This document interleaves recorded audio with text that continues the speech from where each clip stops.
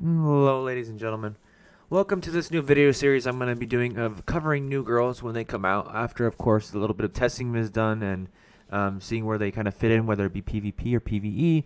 So I'm going to break it down each game mode and try and get as best as information we can about her for you. Um, Also, on a side note, if you haven't subscribed to my channel on my YouTube, I really appreciate it. It's free to do. Really appreciate your support. Um, all right. With that being all said, let's just get into the video on our new girl Rogue. So, new girl Rogue. This is the Halloween skin for her. We'll go over the stats for the skin as well in the video. She's a human. She has a little bit of deflection damage and some DOT damage and some crit damage. So we'll break it down how this can affect with different girls and what I saw in testing with her. All right, so currently we got her LB5, so we did a fairly good testing with her. I didn't get her all the way up to 330, so I mean that kind of negates her speed a little bit, but I did use a speed crystal on her at one point to test the speed earlier. But so let's go over her abilities real quick. I'm gonna start at the bottom with the disrespect. So disrespect, when controlled, remove one stack of disrespect to immune from the control effect. So whenever she gets controlled, if she has a disrespect stack, she'll get it and she will no longer be controlled, which is nice, which can be helpful, whether it be in PvE, like in Sanctuary, or PvP with like Psychics and Kratoses and Valeras and stuff like that. So her active does going in all in, deals 150% of attack damage to the enemy with the highest HP, dealing an extra 150% burning damage for 6 rounds and gains 1 disrespect. So, essentially, whenever she does her active, she gets a disrespect. So, if you want, you could do a speed with a fake crystal and get that disrespect if you're really worried about getting CC'd, but I don't see it as that much of an issue in the meta. Could be worse, but depending on your server, that's how you're going to want to play it out. The next ability, HP increases by 25%, attacks 30, crit by 30, and precision is 100%. 100% precision kind of only really affects Ithil and Fenrir, in all honesty. So the chances of her hitting Fenrir just depends on how much health they give their Fenrir. If it's built that much, Kratos could have more, so it could just hit the Kratos first. So it all depends. So Fenrir is not dead on the water because it's only one girl rogue. It's not like she's specifically targeting Fenrir or Ithil. So the problem with Ithil back was that she targeted and she kept hitting the same target. So if she happened to hit Fenrir, it would nuke your team. But here, with Fenrir in the format meta, this is not going to kill Fenrir. I mean, unless the other team's running like 6 rogues, which would be kind of funny, but then Fenrir would be dead. But then that still wouldn't be a very competitive team. Okay, next one. Deals 180% of basic attacks. This is a basic attack to frontline enemies. So gaining 1 Dauntless effect increases 40% of crit damage for 2 rounds. So on this one, it does hit the front line. So Fenrir is going to be in the front line, but it's only 1 attack, and it's only 180% of basic attack. So probably the first round she's not going to have a crit on her, most likely. Maybe the next time it's going to be an active, and then the third time, Fenrir is probably already healed because there's 5 of the girls on the team. They probably hit her with her actives or basics, so she's probably healed, probably done some damage already. So at that point, maybe Rogue kills her, gets her down really low because of the precision. But by that time, Fenrir has done a decent amount of damage. So it's not a kill all to Fenrir, but it still can stop her potentially if RNG goes your way. And then the Dauntless is when taking damage from active skill or basic attack, remove 1 stack of Dauntless, reduces 50% of damage, and reflects it back onto the attacker. That's pretty good. So we have a heavy Kratos format right now. Z-Saints. So E-Saint, if it had a big trigger 1 turn, and she had a min attack, and it was still on her, she could take half of that and put it back onto E-Saint, which can be very good, depending on how much damage the E-Saint puts out, or the Kratos. So as many Dauntless stacks as you get, I'd say would be really good. But the problem is that You're probably only getting one every other turn, because of it's on basic attack. So your rogue's most likely going to get hit, depending on where you put her. Meaning that there's going to be 1 or 2 turns maybe in there that she's not going to have this, so she's going to take a little bit more damage. But it's still, I guess, a good survivability within the meta. Now, this has no effect on passives. So, Isun Jacob's passive, Fenrir's passive on the 3rd block, Nephilim's passive. I'm probably forgetting another one. I guess you could say it also doesn't work on DOT, so it's not passive, but DOT as in crystals. If you had multiple crystals, the DOT damage wouldn't matter here either, because it'd be end of round. So that kind of is a little bit of an issue, because since that's kind of heavy as passive damage right now, with a little bit of a burst damage, so that might be her weak point. And lastly, we have her passive ability. When Rogue crits, deals an additional 100% of attack damage against all enemies, gains 1 stack of disrespect and dauntless effect. When controlled, remove 1 stack of disrespect to immune from yada yada yada. We read those already. Alright. So the good thing here is that if she does crit, you will get 1 of each stack. So the first attack, depending on, sorry, I had to yawn there. Depending on if it crits or not, you can get a couple good decent amount of stacks going. So the higher, I guess you could say, you get her crit to go off, the more stacks you're going to get most likely. So you could possibly get 2 a turn. So you could potentially, with it, last the entire time with one of the disrespect or dauntless on her, but at the same time that's RNG based. So don't expect to just be like, unless you have 100% crit and you just did some weird crazy stuff like that, you could get that. But then her survivability is going to be really bad at that point. I was thinking about it, but I chose not to go that way. But you could still get her up to like 90 with her actives and stuff going off. So the higher the crit you can get her within the game to get survive to that point, to get these stacks, can help her out tremendously. It's all RNG based at that point. So it's just kind of a what if game. Like, can she survive? All right. Now, I know a lot of people are going to ask me what crystals I used, or which ones that would be beneficial, or what antiques, and what are the limit breaks for her. So we'll start with the crystals real quick. We'll just switch it over to gear. I did a split gear on her to try and boost her HP. I did the full set. She wasn't surviving as much. She kind of has a survivability problem when it comes to angel and demon teams, which is mostly a lot of the later servers, which I'm in. Maybe not the early servers as much. You might not have that problem, so you might not have to worry about it as much. But I had to boost her HP up a decent amount to get her to survive a couple rounds, because then she dies eventually. I've had some decent damage with her, 10 million to 30 million, sorry, for PvP. PvE, 30 million, guild boss, 40 million. Sanctuary, I haven't got to test her on it yet. Practical works, I know she'll do great in practical works. That's just a given.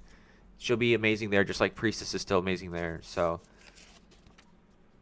you have that. If you have trouble with, if you're having trouble with practical works finishing it, and but you have a bunch of rogue copies eventually in the future, and you need something to help you with that, she's a go-to for that.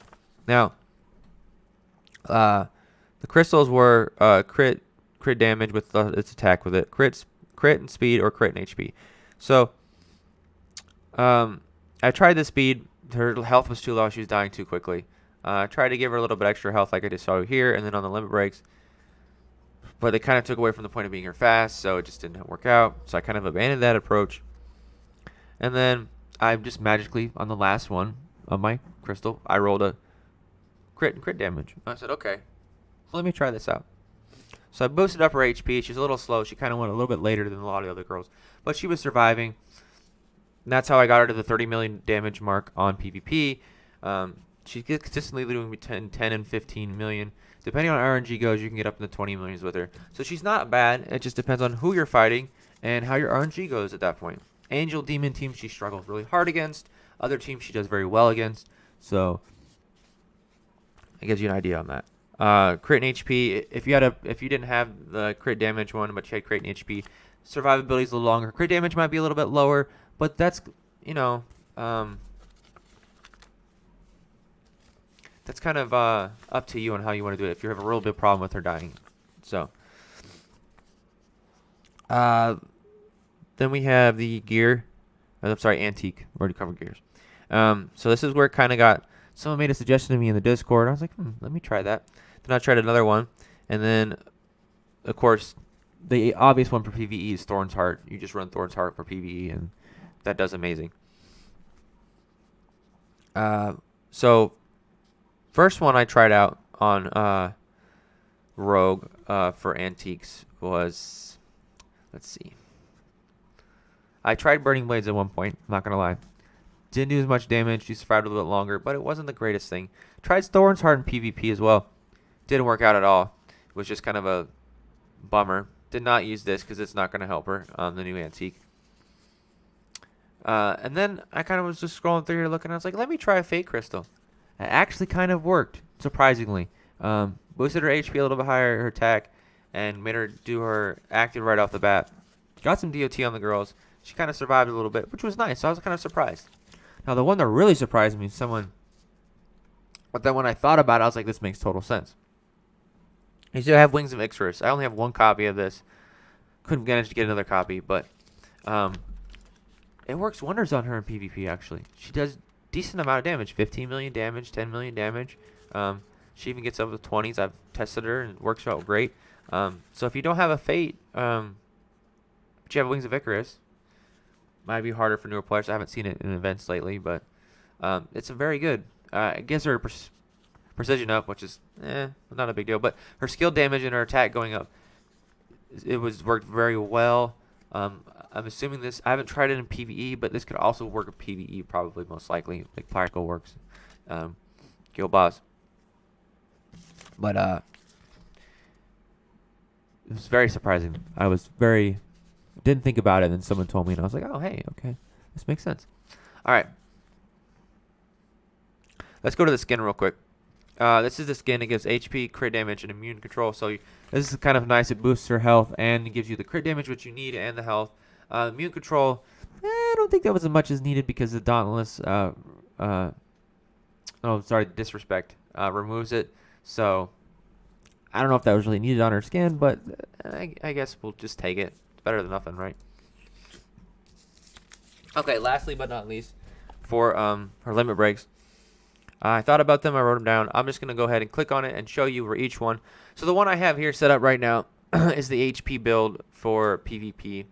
This is the one I use. I know she's a lot slower than a lot of the girls, but to get her to survive a little bit longer to do some more damage, I had to do this for my server cluster since it's a later server. It's an earlier, later, depending on how you look at it. But I'm in one of the older server clusters, so a lot of Angel Demon teams, and I need this. Now, if you're in a newer cluster, you might not have that problem as much. So you could do a speed if you wanted to, and it could look like this. You just being dumb. It would look like this. So it'd be 3, 1, 3, 3, 2. I wrote this down. I'm reading it, and I wrote 2s instead of 3s. I was like, what the hell did I do? So that would be the speed one, and of course the HP one we saw earlier is 1, 1, 3, 1, 2. For PvE, we're just gonna do 2, 2, and then 3 is always 2, and then 1 or 2 right here. Depending on Sanctuary, you could do 2. Keep it survive a little bit longer because it gets RNG and the Sanctuary boss gets harder as you go along. Or you could do, for Practical Works, this and get some more damage in. You know, probably not going to die there with your girl. So the big question I get asked a lot from people is the last, honestly, that I've had just in girls in general. But they keep asking, what's the best 5th one for PvP? It's going to be the middle one, hands down. You're not dying right away, and you might clutch up and you get a heal and then you can survive. Same thing goes for Rogue here. PvP, it's must needed for her to survive. She's gonna need it. Her health's so low. I mean, as you can see, I only got her 5 million health, and I still don't have her 10 levels to go. Probably get another, 500, 5 million, almost 300,000 maybe. We'll see. But that is it for that. As far as if people are going to ask what tier she's in, we don't have the official tier. We haven't been talking about it lately. We will eventually, I think maybe end of December, start discussions on that again. And we'll get a new list out to everybody as soon as we can. But my predictions for her, PvE, she's going to be one of the top tier girls. She's going to be very good. Multiple copies of her, be good to help with other girls and synergizing. As far as PvP goes, I've been really thinking about it. At first, I thought, well, she could be tier 1. She does very well. Just like I said earlier, if you're an older server, she's probably going to be tier 2. A newer server, she's probably going to maybe be tier 1, depending on what yours looks at. So, overall, I think that at the end of the day, if we want just on a breakdown of everything, right now, she could be tier 1 in a sense, depending on how you build her and how it works out in your server and your server cluster. In the future, with newer girls coming out, she's going to drop. She's not going to stay up there very long. So that way, I'm going to say between tier 1 and tier 2 for now. Not confirmed, but she's very good right now. But I assume in the next couple months she's going to drop off really hard in PvP. Not PvE, but PvP. So it's up to you if you want to build her or not. It all depends on what the new girls are and what we get. So I don't think she's going to be that big of a breaking girl. No tier 0, no tier 0.5, nothing like that crazy. She's just kind of there. But if you need a human, you don't have E-Saint, or you just need something to help your team a little bit, she's a very good girl to go to right now. So that's that. This is all I got for you guys on Rogue. If you have any further questions about Rogue or comments about her or anything, you can reach me on my Discord. Link will be below. You can ask me on my live stream, or you can just message me in the official Discord for GXP2. That matters. That's fine with me too. I love to answer any questions you got. With that being said, ladies and gentlemen, I'm going to have a wonderful day and get ready for work. And you guys have a wonderful day as well. Stay safe. Thank you for watching.